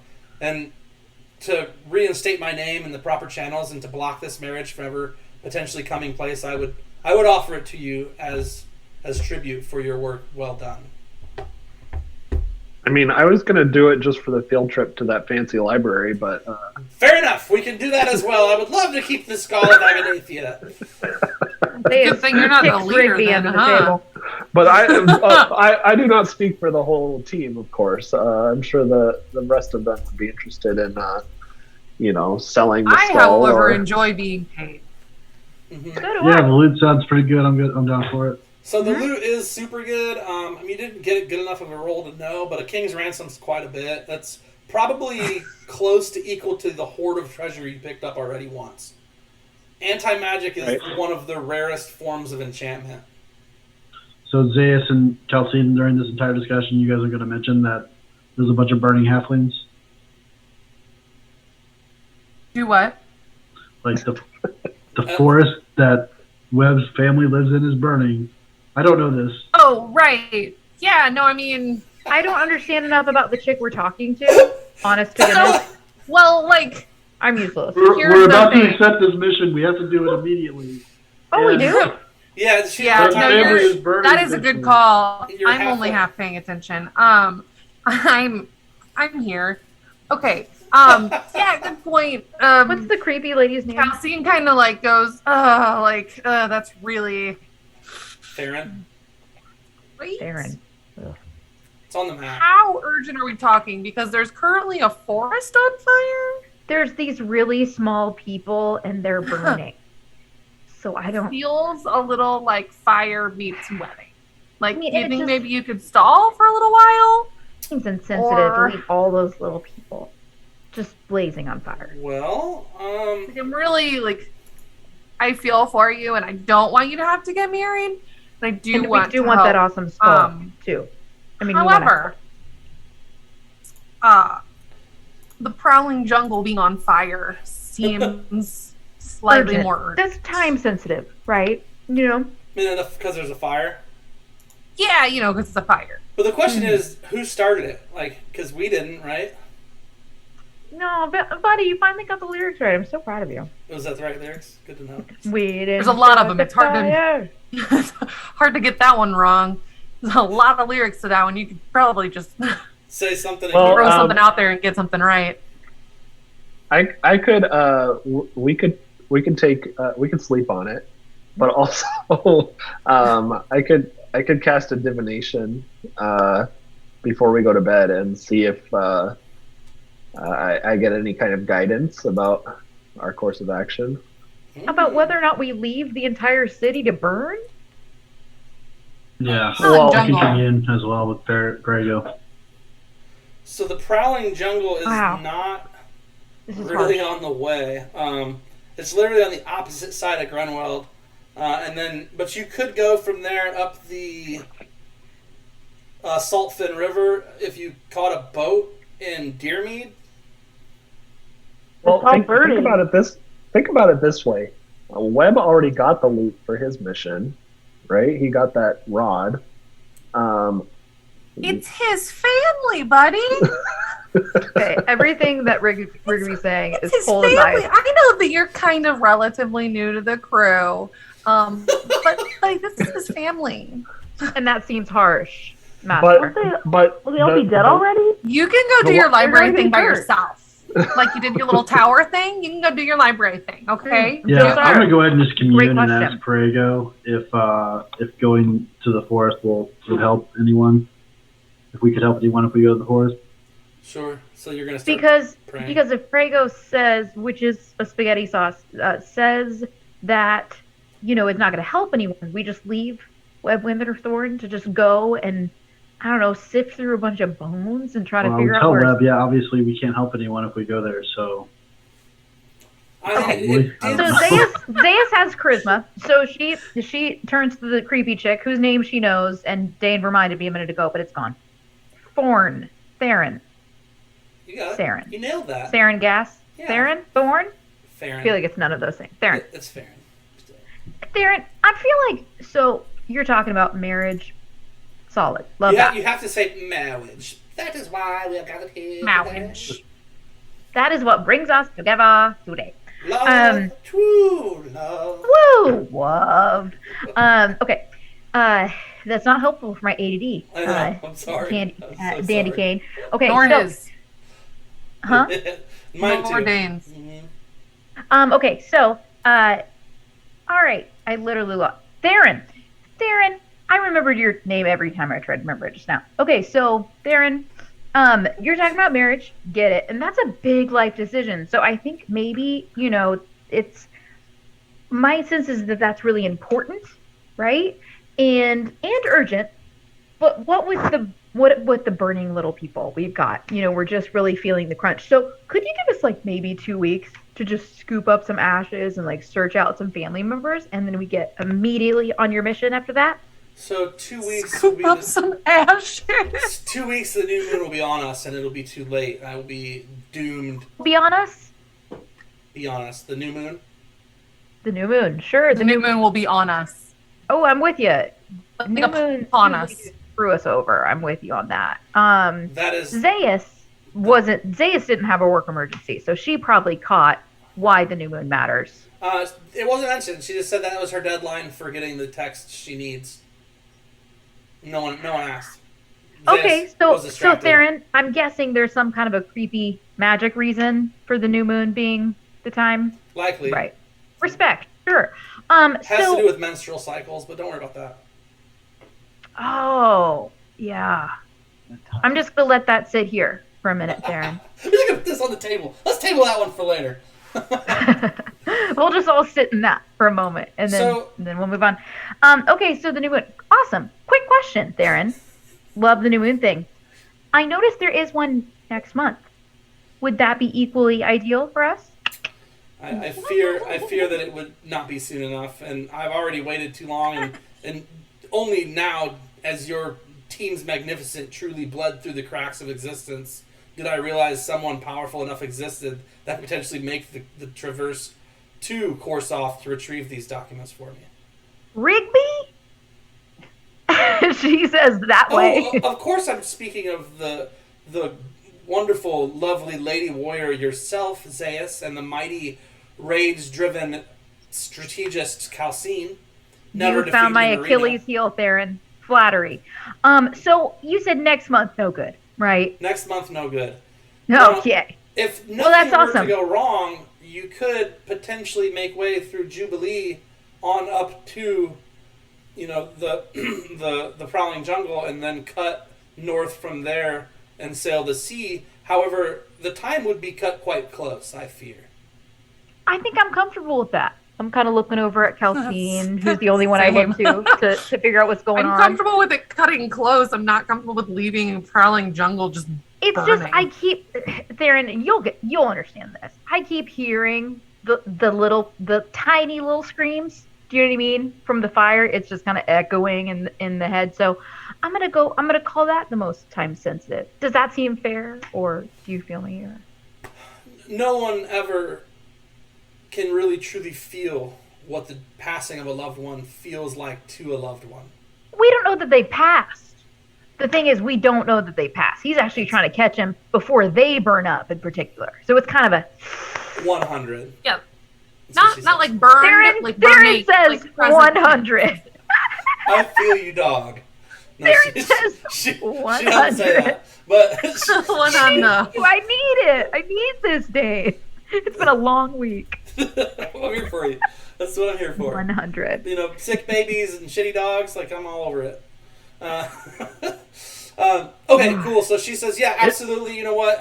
If nothing else, just hurry. Please, I beg of thee. All that I can do to get you along the road faster, the better. If you don't need till tomorrow, perhaps if you left tonight, that extra evening on the road would make up for this time, and we could not only make sure the mighty, world-renowned ranger Webb Winterthorn and his team of wildly powerful master adventurers Yikes.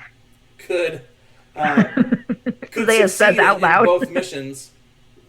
That being said, please take my carriage and 6 horses and take it and leave this night. And I do need to keep Sam here, as he's the only living manservant I have left. But please take my carriage, take the horses, be gone tonight. If you choose to take this path, make it so, and heal this land of the Prowling Jungle's ails, and find his family, whether they live or die. But please do not leave me to your back thoughts. I wish only the best for Grenweld and its people. So my question is, is there any faster way to go? Like, could we hire an airship or something, or learn about some teleportation circles? So you guys did do a teleportation, like fast travel from Summerside to Morinth in Morinth. From the Institute. From the Institute. So you'd have to go to the Nomenclature Institute to see if you could. You spent a lot of time there, but you didn't really go and make friends. You were basically poring over tomes and scribing scrolls and stuff. You weren't like, "Hey guys, let's hang out." You're like, "No, I'm going to spend 8 hours putting this spell to paper, motherfucker." Well, the reason I ask is because teleportation circle is a spell I could learn if I could find it to. Yeah, so if I could have a day. You're so greedy. More spells. I need power. Goddamn, Rigby. Absolutely. It'll cost you 12 little people. I tell you what, Master Rigby, or I'm sorry, Mr. Rigby, I tell you this. I would be willing to trade a scroll I've had in the family possession for some time that does just as you've asked, for obviously time is of the essence. And also, too, in this trade, as it were, as a spell is quite expensive. And though you are doing me a favor, I can't just give away the farm, as they say in the old country. What I can do is I can provide you with the scroll to teleport you there, or to even potentially transcribe it in your book if you were to do it sooner than later. But I would ask that perhaps I trade you that scroll and these gauntlets for the Eye of the Plains that you hold in your possession. What gauntlets?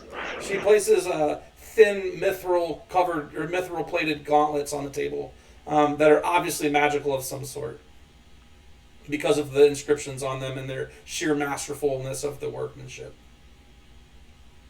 Okay, well, like, are they sized for a gnome, or is this like something? They're 100% little man hands. I was gonna say, is this something someone else on the team would be interested in? Like, what are these gauntlets? They're more like bracers with like hand flaps, but they're like they cover your hands. They're essentially bracers of defense. Oh, I mean, that would be handy for me because I don't wear armor. Exactly. And it's a +1 to your AC, and I think to saving throws potentially. I'd have to look. Well, it would be a trade-off because I wouldn't be able to attune to my Ring of Protection anymore. Well, I would have to decide. Because I'm already attuned to 3 items. Yeah, let's see. You've got Amulet Protection against proof against detection. You've got the Ring of Protection and the Ring of Spell Storing. So, I mean, if you want more armor class, you could ditch the Ring of Spell Storing, even though that's nice. Yeah, because I'll tell you what. I mean, I wasn't expecting a decision until maybe even tomorrow evening, but with this prowling jungle business in the way, the sooner the better. Perhaps sleeping on it is the best course, especially if you are going to barter for this teleportation scroll and this mighty protective gauntlets. These mighty protective gauntlets. Why not just trade the eye for the skull? I mean, the skull will be pretty useful in our attempts to complete this mission anyways, and it sounds like you're all in with us either way, so... So, funny story about the scroll, the skull is I can't actually get it out of its enclosure without the solidity of my name and the proof of these documents. That is a funny story. I mean, I had to say something. You guys are throwing me all the curveballs. Nobody, not Dane. Zaya says that to Theron. Yeah. I'm just saying, I mean, that's where she's at with it. She's like, I can't actually access a healthy portion of my familial wealth because as a female and as the only heir and as it's such an older house, the documents themselves are scarce. But I know dwarves are long, they remember for a long time. So, and they keep documents better than many. So I think... Okay, so we're talking about a scroll of teleportation circle, correct? Right. Okay, that would be like a insanely useful spell for us because we're always like traveling around the world. And I kind of think it's worth it, but I would like to check in with my deity before I decide to give up the Eye of the Plains because I'm not sure if I should give it to this person. Okay. Well, let's do that. We've got 8 minutes, so let's wrap this up so we know what we're doing so I can actually plot for next week. Okay. So I'm going to cast Divination as a ritual, and I'm just going to ask what will happen if I give the Eye of the Plains to Farron of House... what house is she from? She's not said. She's not mentioned the house's name. Okay, wait, the spell... Hold on. Let me double check this. Make sure the divination can actually do things. Anybody else got anything while he's looking this up? Because I want to make sure we all get a chance. I know we had a lot of chatting and a lot of like setting up and a lot of things today. And next week, I'm sure you guys will be accosted in combat of some sort. Okay. So you ask a single question concerning a specific goal, event, or activity to occur within 7 days. So in this case, I think I'm being specific. What will happen if I give the Eye of the Plains to her? It says the GM offers a truthful reply. The reply might be a short phrase, a cryptic rhyme, or an omen. Okay.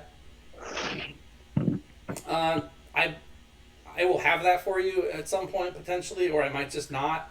What I will say is that... Well, okay. Well, what I'm trying to understand is will it will it result in some kind of woe, or will it be will it be for good? Will it be a decision for good or ill, basically? Right. Well, for the next 7 days, the answer is over the course of the next 7 days, the eye will be safest with this person.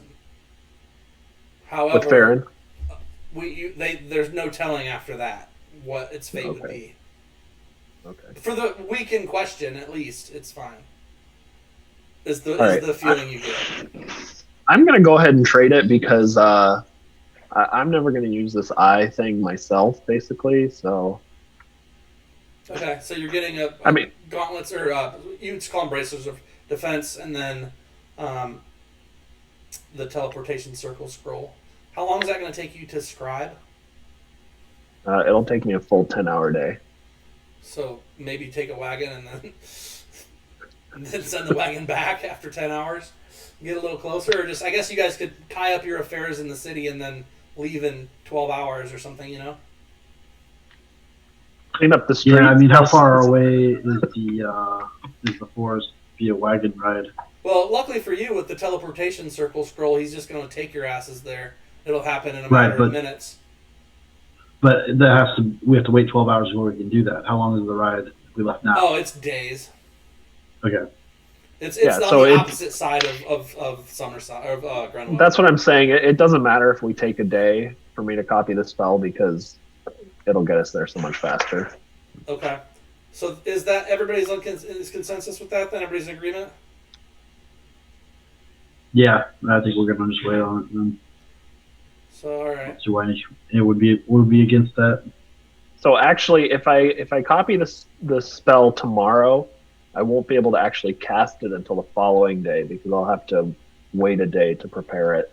Sure. No, that makes sense. So we're looking at the 2-day turnaround. Yeah. If we got 4 minutes, so I'm gonna start to wind it down. If anybody has anything in the next 48 hours they want to accomplish inside Summerside, send me a message on either text me or Facebook me or whatever about what it is you want to do, so I can have that kind of set up a little bit. Cool. Yeah. All right, guys, that's it. So thank you so much for coming and checking out Streamlined tonight. Follow, like, and subscribe, all those things if you're watching. If the Prime subscriptions are free, all 6 of you could easily subscribe with your Prime memberships for free. Not a big deal. As could everyone else on the planet. 100,000 people give me $2 a day. That's great. I'm just kidding. Don't really care about that. More care about the fact that you guys are adventure. We will pick up from here in a week. Perego willing. Spaghetti sauce God aside. Isn't it? What is it's Perego and he's Perego. See, it's a little different. I think Evan made it up, so blame your husband. His alfalfa hair. The other side. It's like you're putting your hand into Megan's screen, but it's going into Evan's. It's super trippy. Oh, stop. I need to do this. I just need to move you guys around. But all right, guys. Yeah, good game, and I appreciate you guys coming. I appreciate everybody who did come and watch. Mike, thanks. Always good to have you. And don't forget, too, we got Wednesday's first official game session for Case of the Wednesdays D&D stream that I'm doing on Wednesdays with some friends, Mike included. So check that out if you guys have time. That starts at 8 EST. Arrivederci. Bye, guys. Bye, stream.